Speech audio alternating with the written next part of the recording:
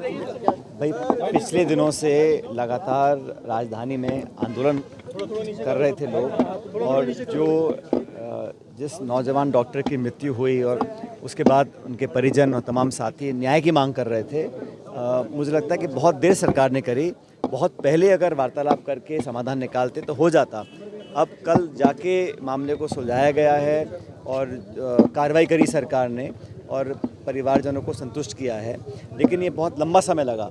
इस काम को अगर बहुत पहले कर देते तो इतना लोगों में आक्रोश नहीं होता, नौजवानों को पीड़ा नहीं होती। धूप में बारिश में लगभग एक हफ्ता तक लोग यहाँ बैठे रहे, और सरकार अगर थोड़ी संवेदनशीलता पहले दिखाती तो यह नौबत यहाँ तक नहीं पहुँचती। लेकिन उसके बाद जो कार्रवाई आज सुबह देखा मैंने, लोगों को डिटेन किया जा रहा है, कांग्रेस नेताओं को, हमारे विधायक को, ये बड़ा गलत है।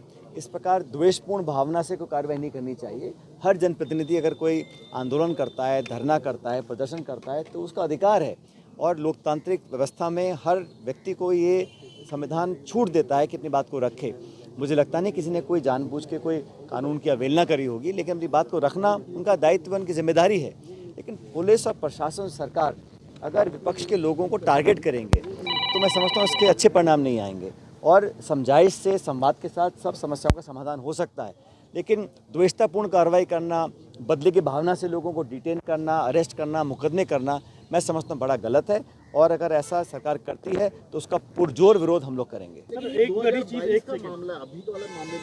मैंने कहा ना, ये तो देखिए, सरकार कहीं ना कहीं कुछ साबित करना चाहती है कि हमारे खिलाफ जो बात रखेंगे, हमारे खिलाफ जो आवाज़ उठाएंगे, उस पर हम फिर कार्रवाई करेंगे। प्रशासन, सरकार, पुलिस अपनी ताकत का इस्तेमाल कर अगर किसी व्यक्ति की आवाज़ को दबाना चाहते हैं, मैं उसको बहुत गलत मानता हूँ। ऐसा नहीं होना चाहिए। जब राजस्थान में अगर बात की जाए, आपने अभी इनको बुलाया भी, बैठ के बातचीत की, गफलत सी हो गई थी कि शायद इनकी भी गिरफ्तारी हुई है, विधायक की भी। जो देखिए, मैंने कहा ना, अभी उदयपुर में एक डॉक्टर के साथ जो दुखद घटना हुई, उससे पहले अभी ये जो हमारे नौजवान साथी की मौत पे लोग धरना प्रदर्शन कर रहे थे, तो ये नौबत क्यों आ रही है? व्यवस्था में कमियां है ना कहीं जो प्रशासन, सरकार का काम करने का तरीका है, जो लापरवाही कहें या एक तरह का जो एटीट्यूड सरकार का काम करने का, वो गंभीर नहीं है।